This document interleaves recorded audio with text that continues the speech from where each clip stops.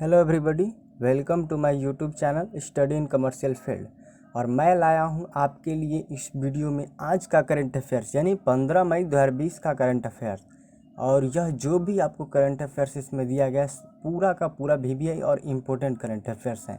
तो चलिए स्टार्ट करते हैं फर्स्ट नंबर क्वेश्चन के साथ।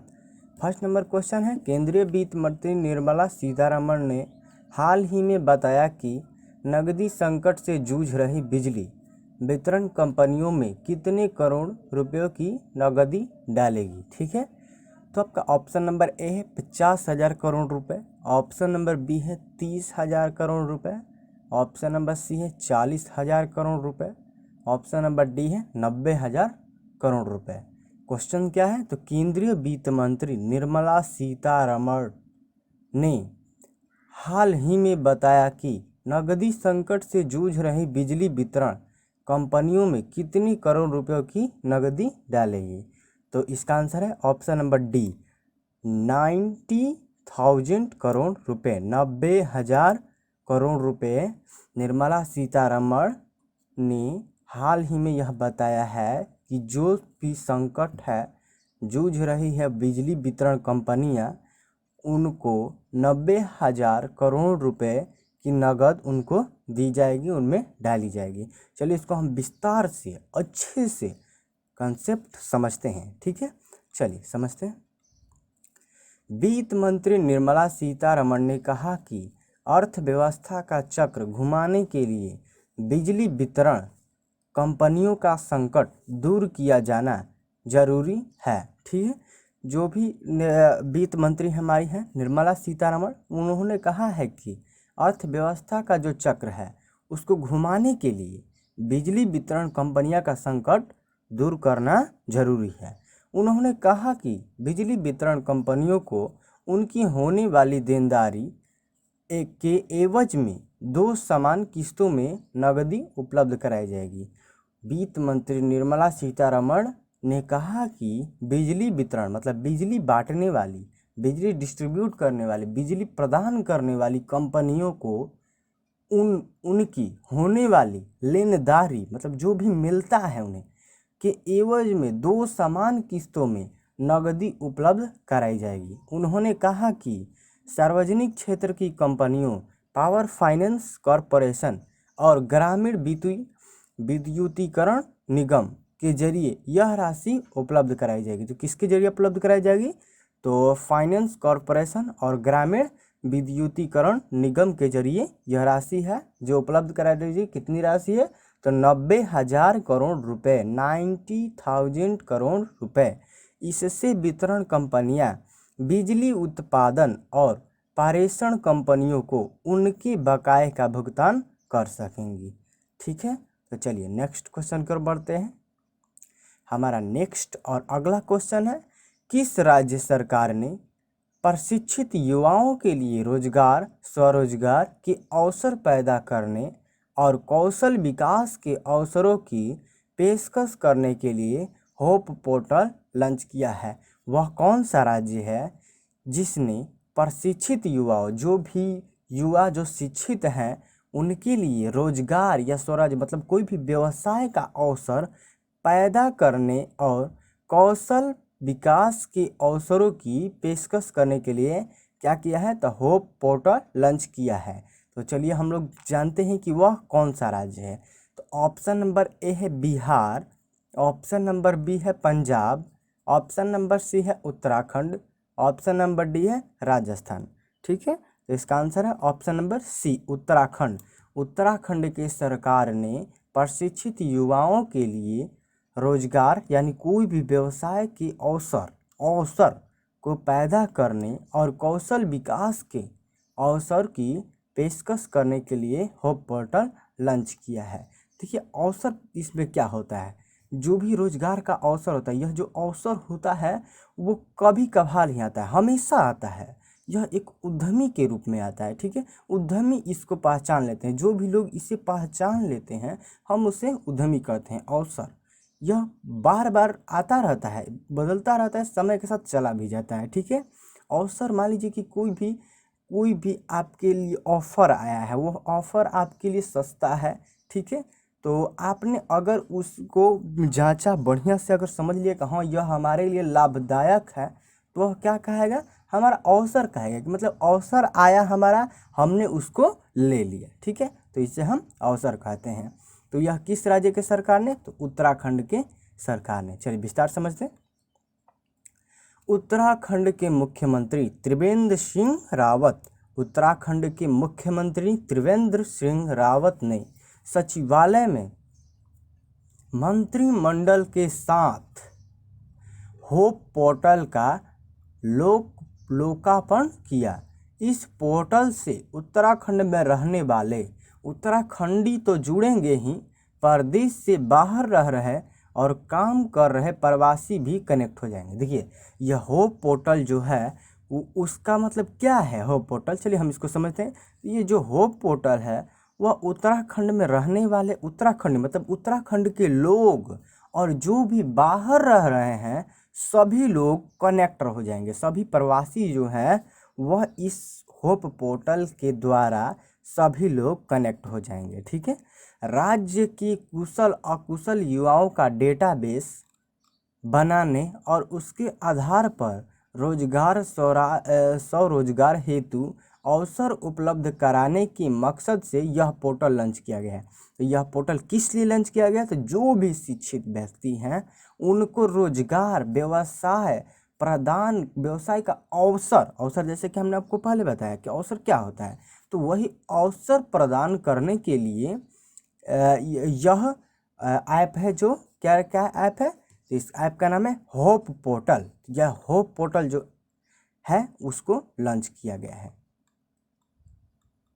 चलिए नेक्स्ट क्वेश्चन की ओर बढ़ते हैं। नेक्स्ट क्वेश्चन है, प्रधानमंत्री कार्यालय ने बताया है कि पीएम केयर्स फंड ट्रस्ट ने कोरोना वायरस संक्रमण से लड़ने के लिए कितनी करोड़ रुपए आवंटित किए गए हैं। देखिए पीएम है जो हमारे, वो एक पीएम केयर फंड्स जिसको उन्होंने बनाया है, जिसमें सभी लोग उसमें डोनेशन दे रहे हैं, जैसे कि आप लोग जानते होंगे। तो देखते हैं हम लोग, आप लोग दिए भी होंगे। तो देखिए इसमें हम लोग देखते हैं कि कितनी रुपए आवंटित हो पाए हैं, कितने पीएम केयर फंड्स में अब तक पैसे आवंटित हुए हैं। तो ऑप्शन नंबर ए है 3100 करोड़ रुपए, ऑप्शन नंबर बी है 2100 करोड़ रुपए, ऑप्शन नंबर सी है 3900 करोड़ रुपए, ऑप्शन नंबर डी है 3100 करोड़ रुपए। ठीक है, इसका आंसर है आपका ऑप्शन नंबर ए 3100 करोड़ रुपए। सॉरी देखिए आपका डी नंबर जो यहाँ पर क्वेश्चन दिया गया है वह यहाँ पर मिस प्रिंट है, यहाँ पर 3200 करोड़ आपको यहाँ पर समझ लेना है। ठीक है, कितना 3200 करोड़, यहाँ पर आप 3200 करोड़ समझ लीजिएगा। यहाँ पर देखिए 3200 करोड़ समझ लेना है। हमारा आंसर क्या है, तो 3100 करोड़ रुपया है जो आवंटित हो पाया है अब तक। समझ में आ गया कि इतना हमारा स्पष्ट हो जाना चाहिए कि 3100 करोड़ रुपए हमारे आवंटित हो पाए हैं पीएम केयर्स फंड ट्रस्ट के द्वारा। चलिए अब हम लोग इसको विस्तार समझते हैं। कोरोना वायरस के बढ़ते संक्रमण के बीच प्रधानमंत्री के निर्देश पर पीएम केयर फंड्स बनाया गया था।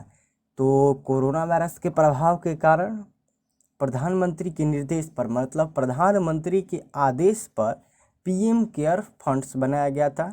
पीएम मोदी के आह्वान पर देश का खास से लेकर आम लोग जमकर दान दिए हैं।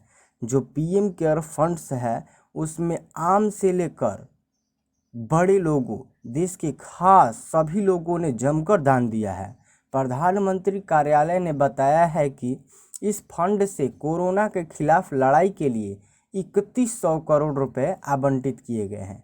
यह किसने बताया है, तो प्रधानमंत्री कार्यालय ने बताया है कि 3100 करोड़ रुपए आवंटित किए गए हैं।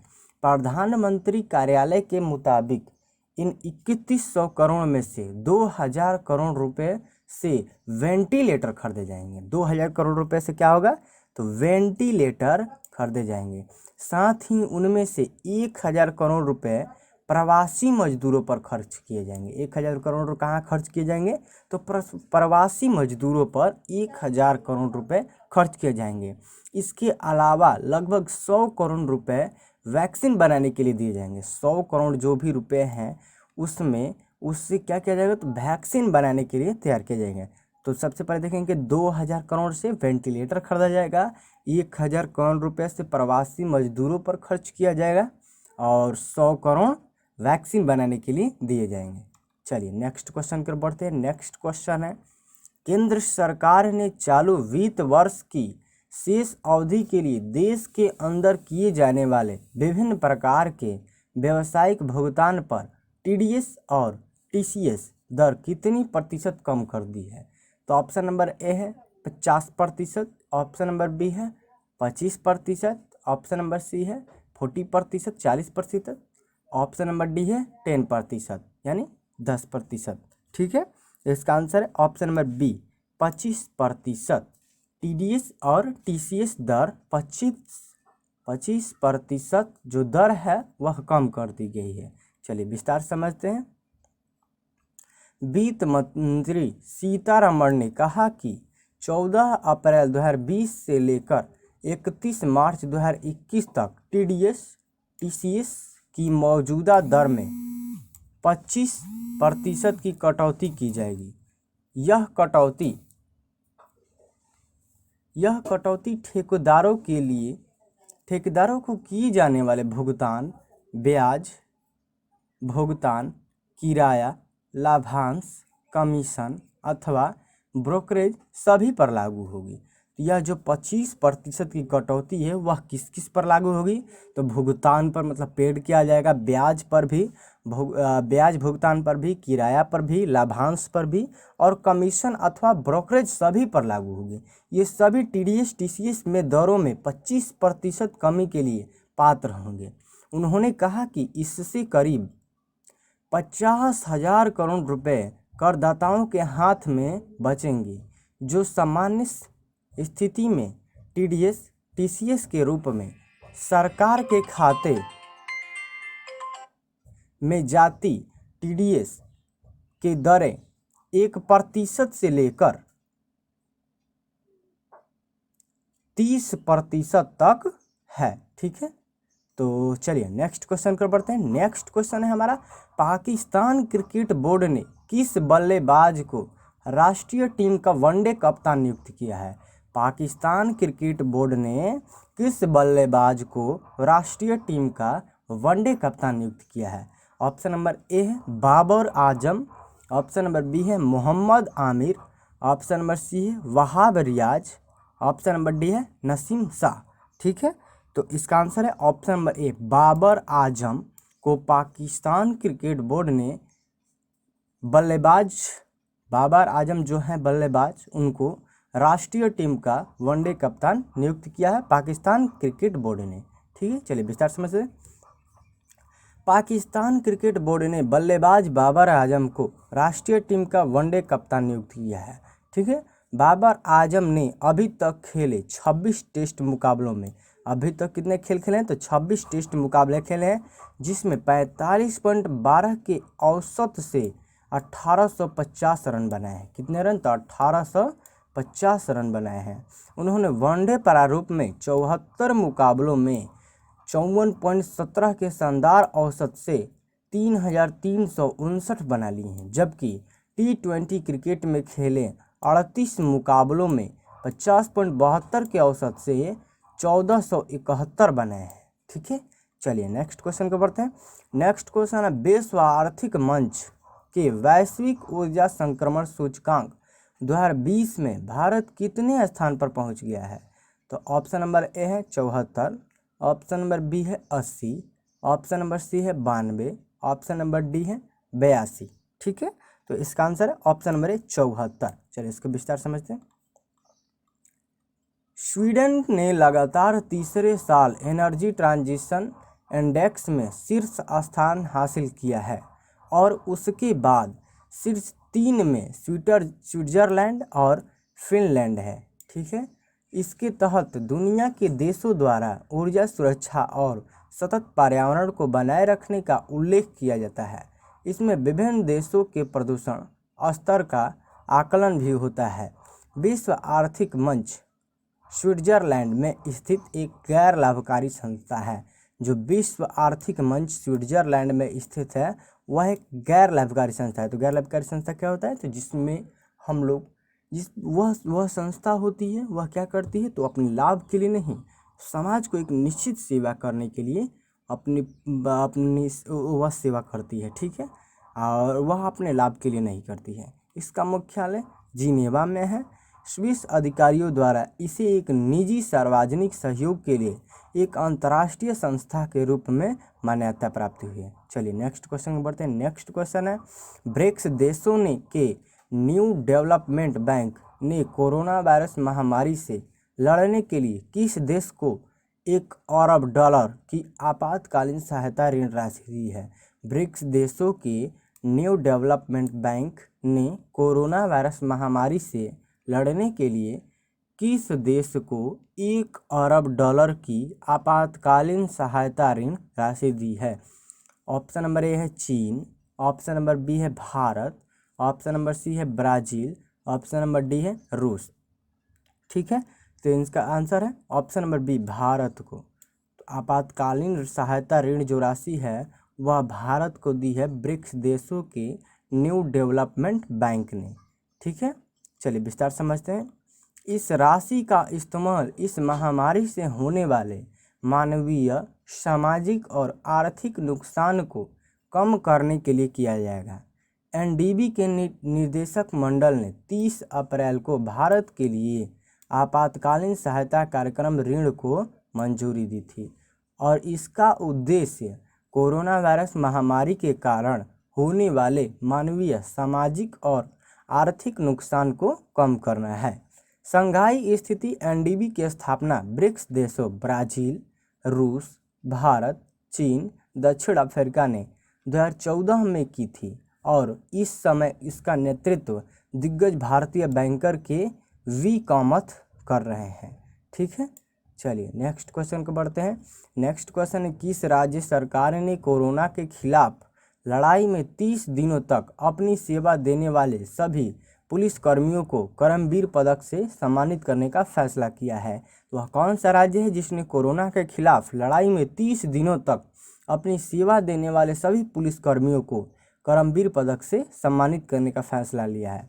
तो ऑप्शन नंबर ए है Madhya Pradesh, option number B है बिहार, ऑप्शन नंबर सी है झारखंड, ऑप्शन नंबर डी है तमिलनाडु। ठीक है, तो इसका आंसर है ऑप्शन नंबर ए, मध्य प्रदेश। मध्य प्रदेश सरकार ने कोरोना के खिलाफ लड़ाई में 30 दिनों तक अपनी सेवा देने वाले सभी पुलिसकर्मियों को करमवीर पदक से सम्मानित करने का फैसला लिया है। चलिए विस्तार से समझते हैं। मध्य प्रदेश में कोरोना के खिलाफ लड़ाई में 30 दिनों तक, कितने दिनों तक? तो 30 दिनों तक अपनी सेवा देने वाले सभी पुलिसकर्मियों को करमवीर पदक से सम्मानित किया जाएगा, सभी पुलिसकर्मियों को। ठीक है, वहीं मध्य प्रदेश में शहीद और अन्य मृतक पुलिसकर्मियों के परिवारों की समस्याओं को अब हेल्प डेस्क के माध्यम से हल किया जाएगा। ठीक है, भोपाल में पुलिस मुख्यालय में हेल्प डेस्क की स्थापना की गई है। राज्य की पुलिस एफआईआर दर्ज करने के लिए शिकायतकर्ताओं को घर का दौरा करेगी। चलिए नेक्स्ट क्वेश्चन की ओर बढ़ते हैं। नेक्स्ट क्वेश्चन है, किस सोशल मीडिया कंपनी ने अस्थायी तौर पर अपने कर्मचारियों को वर्क फ्रॉम होम की इजाज़त दे दी है?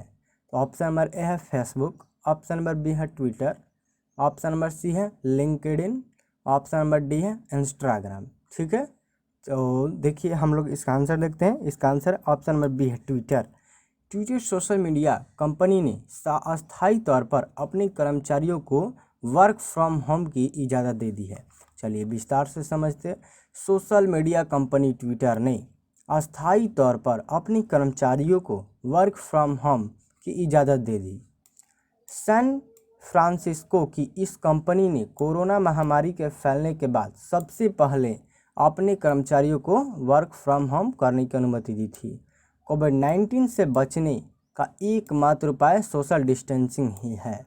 इससे सबक लेते हुए ट्विटर ने अपने स्टाफ को हमेशा के लिए घर से काम करने का ऑप्शन दिया है। अब ट्विटर के कर्मचारी कोरोना काल के ख़त्म होने के बाद भी घर से काम करेंगे। मतलब ट्विटर के जो भी कर्मचारी हैं वह अगर कोरोना के ख़त्म होने के बाद भी घर पर से ही काम करेंगे।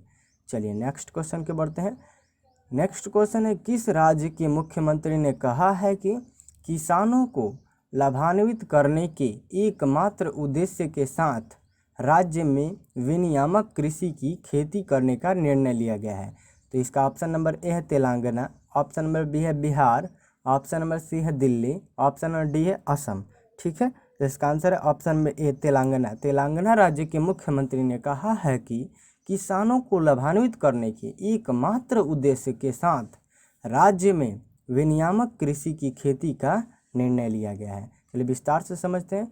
तेलंगाना सरकार ने एक अन्य फसल लाल चने की खेती को भी 10 लाख एकड़ तक सीमित कर दिया है। इसके अलावा राज्य जल्दी ही इस संबंध में एक घोषणा करेगा कि राज्य के किस क्षेत्र में किस फसल की खेती की जाएगी। राज्य सरकार ने किसानों के लिए अपने नए निर्देशों का पालन करना अनिवार्य बना दिया है। राज्य उन किसानों को न्यूनतम समर्थन मूल्य और ऋतु बंधु योजना का लाभ नहीं देगा जो इन निर्देशों का उल्लंघन करेंगे।